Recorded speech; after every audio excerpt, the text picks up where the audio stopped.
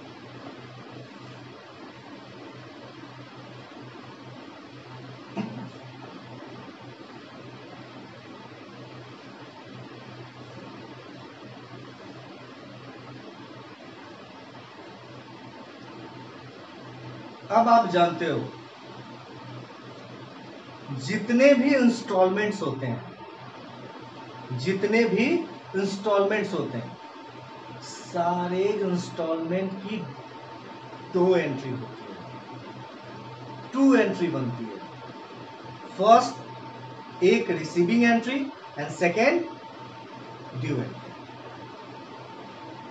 तो बेटा due entry में कोई टेंशन नहीं है, ड्यू एंट्री का कोई टेंशन नहीं होता है, वो फेस वैल्यू पे मेंटेन होता है।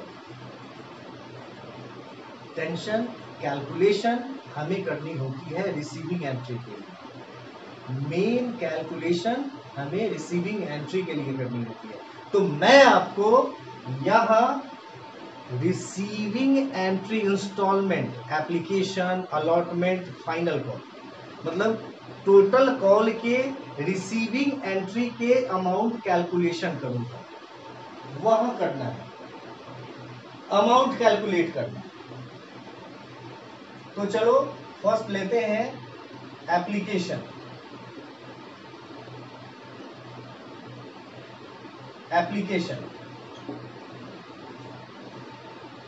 ओवर सब्सक्रिप्शन वाले केस में एप्लीकेशन की जो रिसीविंग एंट्री बनेगी वो टोटल शेयर्स अप्लाइड के बेसिस पे बनेगी।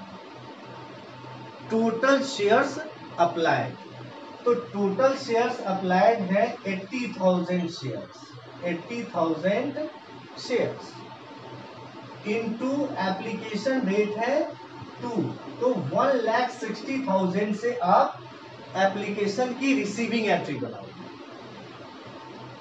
अब बात करते हैं अलॉटमेंट की। अलॉटमेंट की अब जब आप नेक्स्ट कॉल पे जाओगे तो अलॉटेड शेयर्स के बेसिस पे ही कैलकुलेशन होगी, एक्सेप्ट एप्लीकेशन।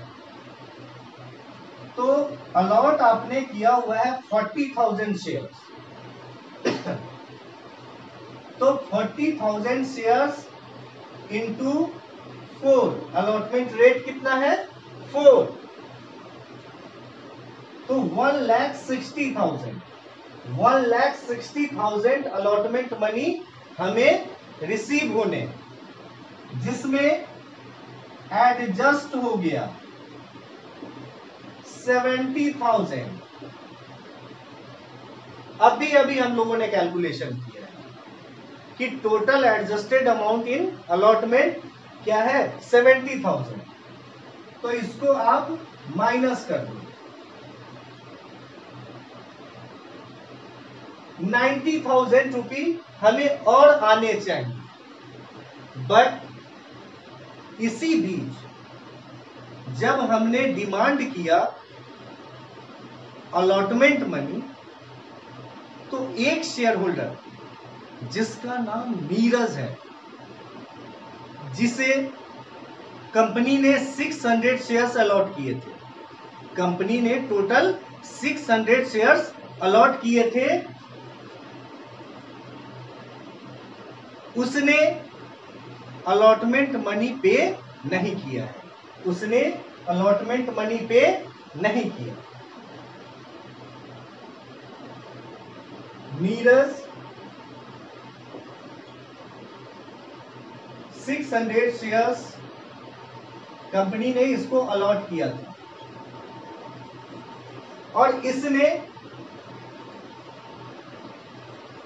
अलॉटमेंट मनी पे नहीं किया।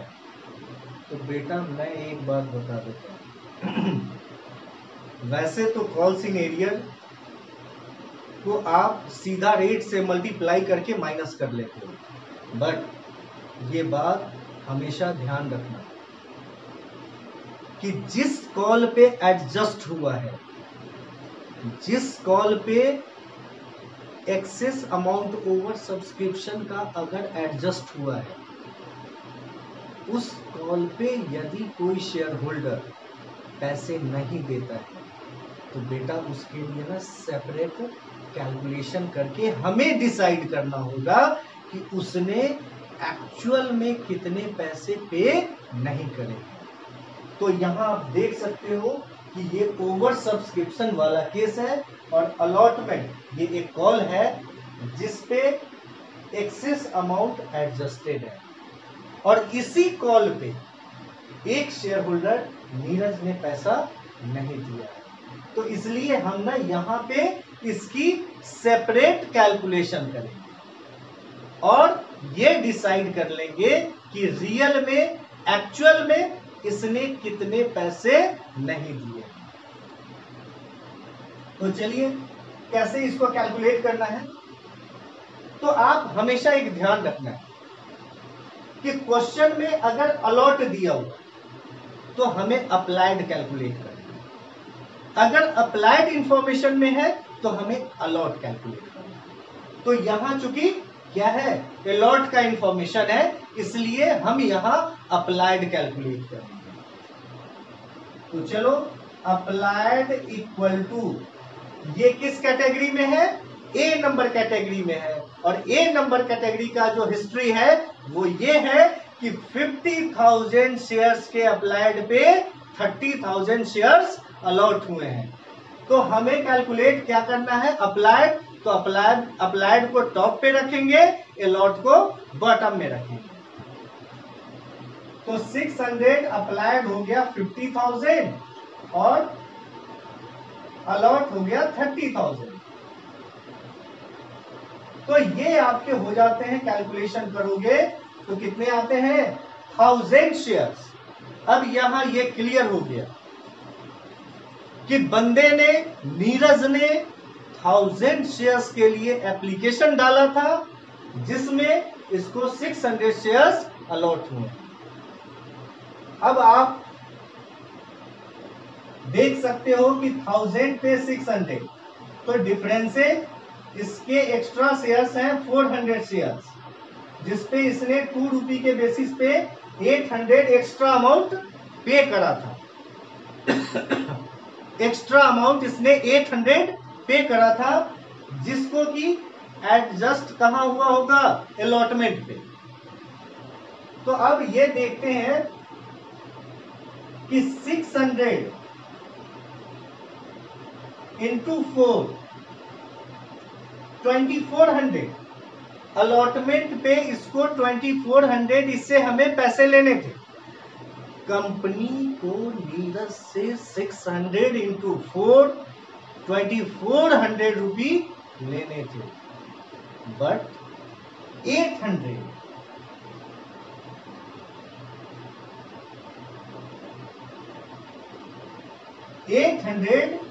एडजस्ट हो गया।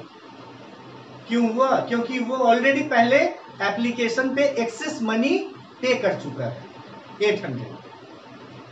तो इसका मीन्स ये हो गया कि 1600 रुपी इसने नहीं दिए, मतलब 2400 इससे लेने थे, 800 एक्सेस जो इसने एप्लीकेशन पे दिया था वो यहाँ आके एडजस्ट हो गए। तो कंपनी को इसने 1600 पेमेंट नहीं किया, कंपनी से को इससे कितने पैसे लेने थे, 1600 ही, क्योंकि 800 ऑलरेडी वो पहले से दे चुका था ओवर सब्सक्रिप्शन के पॉइंट ऑफ व्यू पे। तो 1600 यहां एरियर, 1600 माइनस हो जाएंगे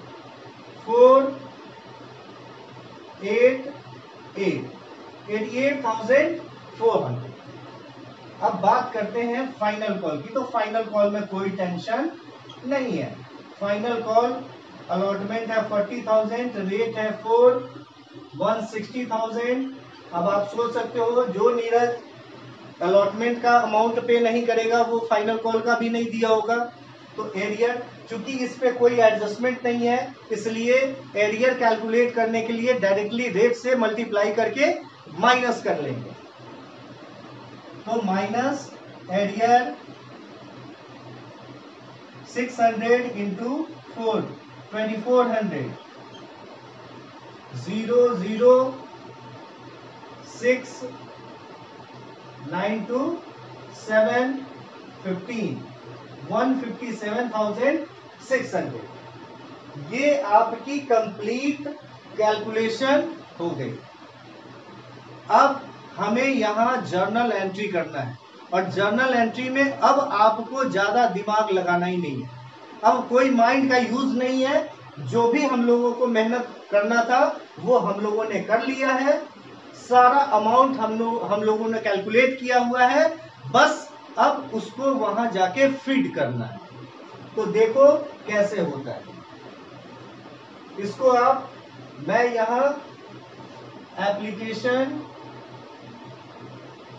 का 1,60,000 अलॉटमेंट 88,400, जिसमें एरियर हो गया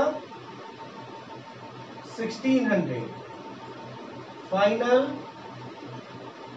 157,600, एरियर हो गया 2,400। मैंने इसको यहाँ नोट कर लिया है साइड में, ताकि जर्नल एंट्री में कंफ्यूजन अमाउंट में ना हो।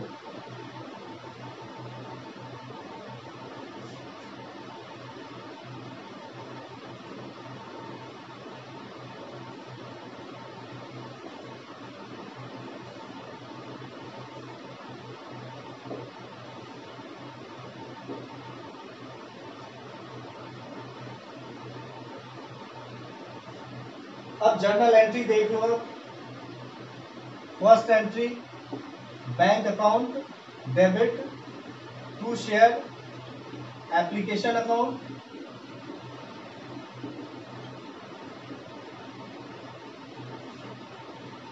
नोट किया हुआ है हमने 1,60,000, 1,60,000। Second entry, share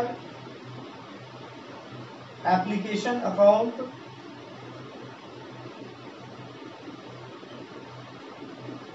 debit to share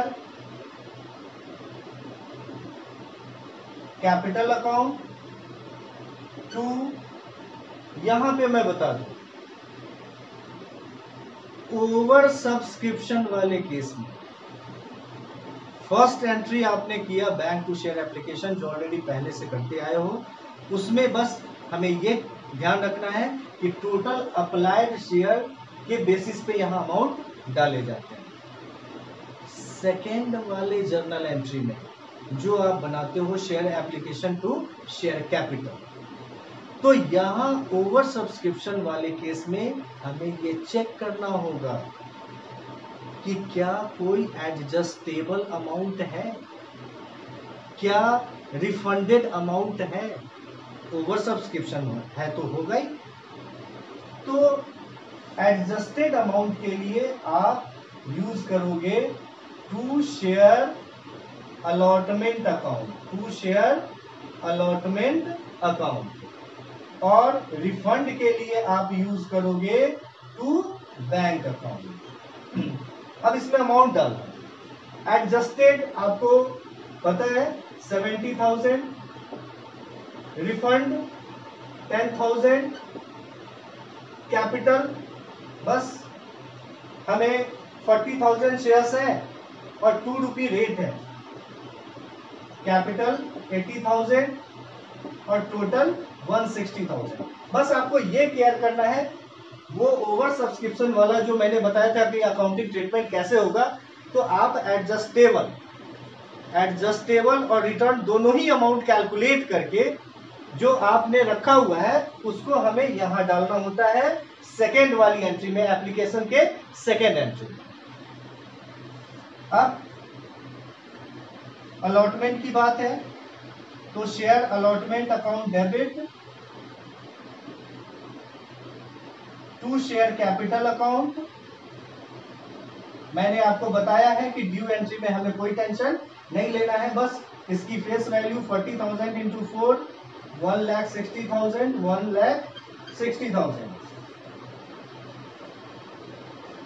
आप इसको नोट कर लो।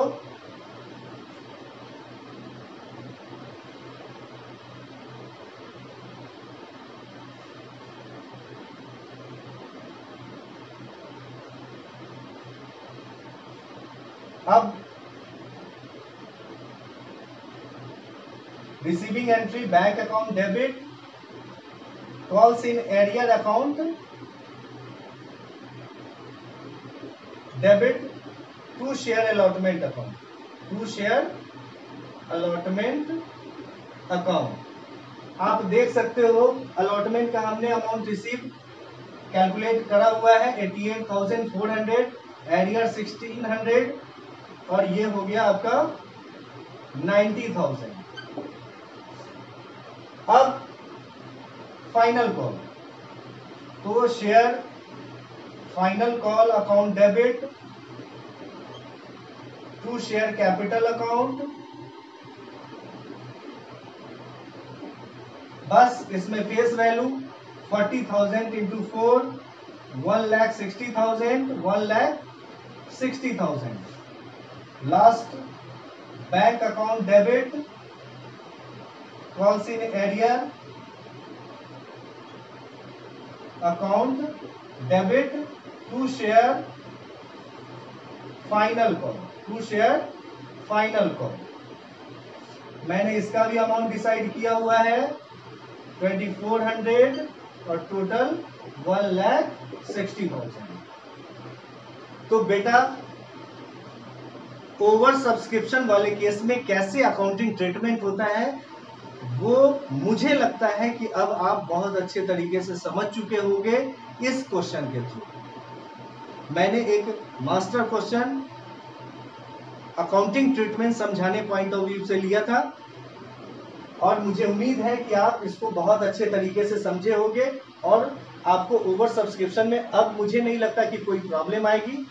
अब मैं आगे का एक वीडियो जो issue of share at premium वाला होगा, ओवर सब्सक्रिप्शन होगा, वो टॉपिक और इसी तरीके से मैं और भी 2-4 क्वेश्चन ओवर सब्सक्रिप्शन का आपको प्रैक्टिस कराऊंगा, फिर मैं इस टॉपिक को कंप्लीट करूंगा। तो प्लीज आप मेरे इस चैनल को सब्सक्राइब कर लोगे, वीडियो को लाइक कर दोगे, बेल आइकन दबा के बेल बटन दबा देना, जिससे जो भी वीडियो मैं रिलीज करूंगा डालूंगा वो आपके पास पहुंच जाए। और मुझे उम्मीद लगता है कि आपको मेरा सारा वीडियो आप देखते रहो, आपको अकाउंट्स के लिए कहीं भी जाने की जरूरत नहीं है। तो thank you, all the best.